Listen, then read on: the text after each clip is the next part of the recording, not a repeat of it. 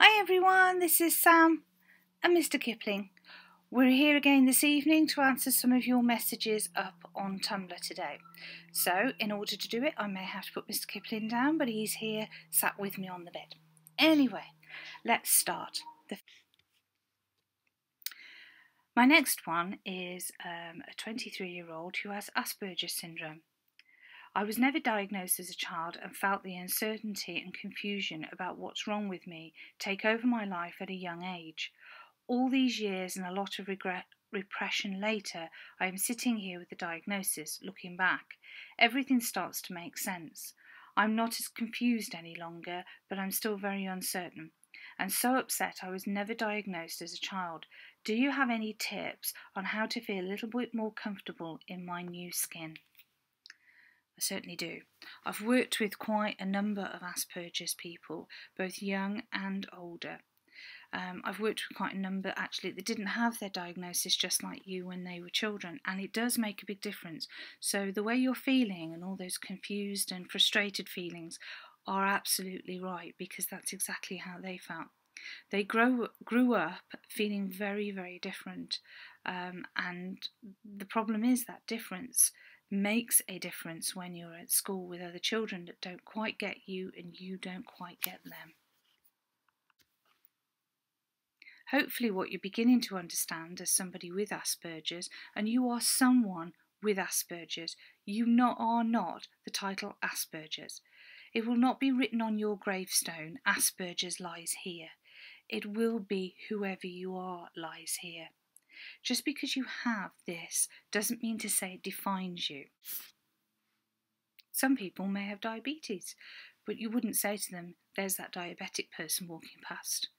So why then would you be defined as an Asperger's person? I've worked with many who are incredibly intelligent, are very, very special. There is something very different and unique about them, which is quite beautiful actually. They give something in a relationship to another person that is incredibly special. They're often creative or they're very scientific, but what they're good at, they're very, very, very good at.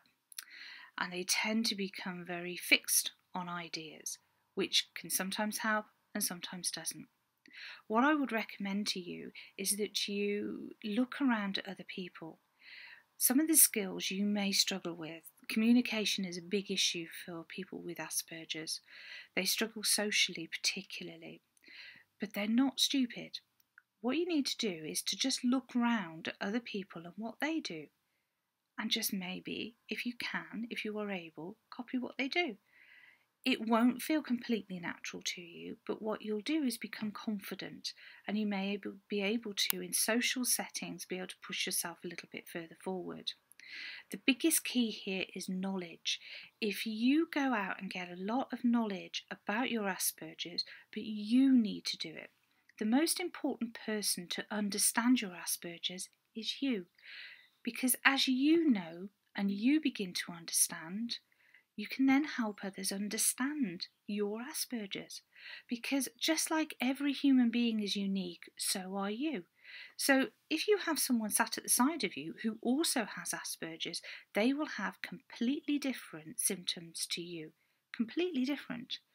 And so therefore, it's not really easy to just go out and say, right, well, that Asperger's like this, and this is what they do, and this is what they don't do. It's not that easy. Every single one that I've ever met is very, very unique and very, very special. And they genuinely have the most amazing feelings and emotions that people don't realise that they have. What tends to happen with somebody with Asperger's, and you may recognise this in yourself, is that you have all these thoughts and feelings within you, but you're not able to let people know. So it's almost like you cannot project it out to people. Whereas if I'm angry, people can usually tell because it's written all over here. But if you're angry, sometimes people can't tell. The same way if you're very upset. If I'm upset, they'd probably be able to tell that I'm upset. But if you're upset, it would be very hard. So therefore, people don't tend to think before they speak, or they might hurt you without realising that they're hurting you. So the most important person to understand their Asperger's is definitely you. So please go out and get as much information as you can. Try joining a focus group if you can. You can find groups on the internet or maybe in your local area. People who have Asperger's, or parents or friends that will be able to help you with your experiences, and it might not be quite so frightening. You might also enjoy being in your own skin as well. And I think actually, I'm hoping one day you'll look back and think, do you know what? I don't actually want to be anybody else. I'm quite content with being me. And so you should. Please let me know how you get on. Please let me know how you get on. And be proud of who you are. It's incredibly powerful that you've managed to get this far into your adulthood with no diagnosis, not knowing what was wrong and feeling so different. So that says an awful lot about you as a human being. You've been able to adapt to the way human life is, despite the fact that you've had Asperger's all along. So anyway, well done for that, and please let me know how you get on. Thank you very much for your message. Take care. Bye. Okay, this is from Anonymous again. I am coming to you for help because lately I've been experiencing a lot of anxiety. I can't deal with not having control over every situation every day and completely avoid doing unplanned things. This has been affecting too much of my life, and I wonder if there's a solution that isn't medication. I've been trying to deal with it by telling myself things won't fall apart if I don't have control over it. But I've been having anxiety attacks at work and it's becoming difficult to hide. Thank you in advance. Anxiety is really, really horrible to live with. A bit like depression. Depression's very difficult to live with. Anxiety and panic attacks are also really incredibly challenging. The thing is with anxiety, it's living with that awful fear and unease every single day, and not really knowing why and what is triggering it. But there is a trigger, and we need to look at what the trigger could be. So we're going to go through a few things. What I'd like you to first do is separate areas of your life. So I'd like you to separate work, and I would like you to separate your relationships and your peer relationships and colleagues, anything like that. I just want you to separate them all away from each other just for a moment. Spend a moment concentrating on each area. So concentrate on work and what could be troubling you at work, and then concentrate on what could be troubling you with your relationships, and that could be parental relationships or your partner, and then look at what could be going on in your friendships. Something deep down is frightening you. Now, often what's frightening you, or us I should say, is the fear of losing something or someone. If we fear, so for instance, if a businessman gets really, really high up in the chain and he's doing extremely well, he's going really high up in the ladder, everybody's praising him, everybody thinks he's fantastic, he's doing a good job. Now, praise is really important, but there is a downside to that. When we're praised a lot, we then fear that actually what would happen if we didn't do our jobs properly. What happens if we become ill? What happens if we have a problem and we can't do the job that we once did or didn't do it as well as we did? Then the fear starts to creep in.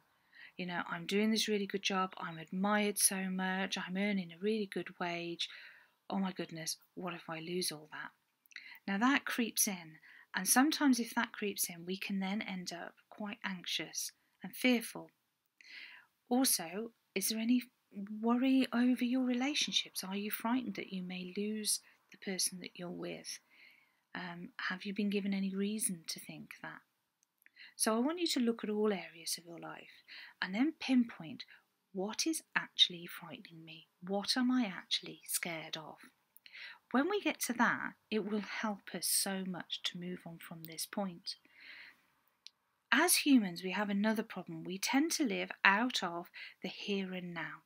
So, say for instance, when you were back at school and you got your worst class ever, and mine happened to be maths. I hated maths, couldn't stand it. So before I'd even walked in the room, have to say I was probably mentally back at home already, playing in my bedroom. So what tends to happen is you walk in, say, to the maths classroom, you sit down, you've mentally gone, you're physically sat there, but I was away, completely away. When our bodies are sat in one place, but our minds have drifted off, often what tends to happen is we go to somewhere that's negative. We don't always go to somewhere that's positive. Now, if our body is in one place, but our mind has wandered off somewhere else, we will carry this terrible unease with us as well. So check and see, how many times am I actually out of the here and now? How many times, for instance, have you sat on the settee with your loved ones or with your parents and they've asked you something and you're sort of looking at them as if to say, oh, what, sorry, I didn't even hear you. Because your mind is so fixed on work that unfortunately you go physically home but you don't mentally go home. This creates anxiety. Now, it's interesting that you've had a few problems at work and you're struggling to hide it at work. So I am wondering whether the problem is around work. Please look at it and see if that is part of the problem. It's also not uncommon to be very, very anxious and feel things are out of our control when we've had a trauma when we were very young. For instance, if a child has experienced mum and dad splitting up, or they've had a bereavement, what can then happen as they get older, unfortunately, they become very frightened of losing things, or losing someone. So it's that sense of loss, and that could be also making the anxiety worse. Anxiety is very, very unpleasant, but it can be managed very well. As human beings, we cannot live without anxiety completely. So please don't think you're going to go somewhere and get cured, because anxiety is incredibly beneficial to us. We need it because it keeps us safe. It stops us doing silly and dangerous things. However, your level of anxiety is too much. We don't have to live with that level of anxiety, and something has triggered that. So it would be really good and beneficial for you to go and get some help.